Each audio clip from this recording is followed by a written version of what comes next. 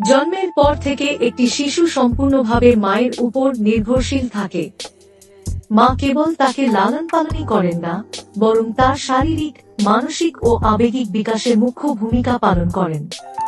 মায়ের কোল শিশুর প্রথম আশ্রয়, যেখানে সে খুঁজে পায় নিরাপত্তা ও উষ্ণতা।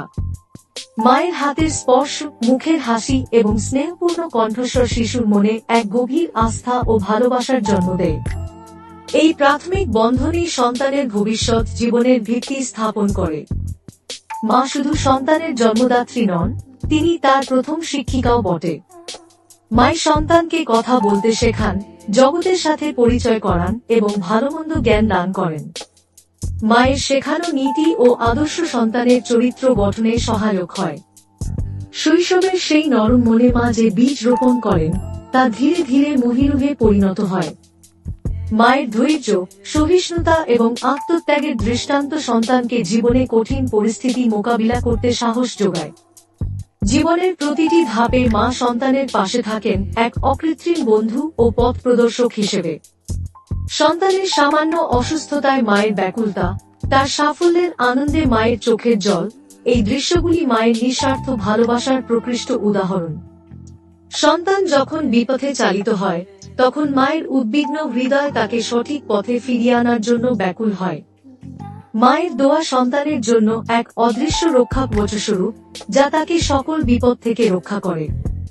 মায়ের পায়ের নিচে স্বর্গ প্রবাদটি শুধু মায়ের প্রতি সম্মান জানানোর কথাই বলে না, এটি মায়ের প্রতি সন্তানের কর্তব্যের কথাও স্মরণ করিয়ে দেয়। মায়ের বার্ধক্যে বা অসুস্থতায় তার সেবা করা, তার প্রয়োজন মেটানো এবং তাকে মানসিক শান্তি দেওয়া সন্তানের অবশ্য কর্তব্য। মায়ের মুখের একটি হাসি সন্তানের সকল কষ্ট দূর করে দিতে পারে।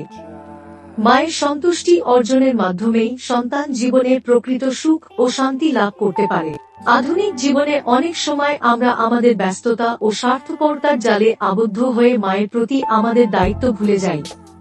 কিন্তু এই প্রবাদটি আমাদের মনে করিয়ে দেয় যে মায়ের স্থান আমাদের জীবনে কতটা উঁচুতে। মায়ের ভালোবাসা ও আশীর্বাদ ছাড়া জীবনের পথ মসৃণ হয় না। বিভিন্ন ধর্মগ্রন্থেও মায়ের মর্যাদার কথা উল্লেখ রয়েছে।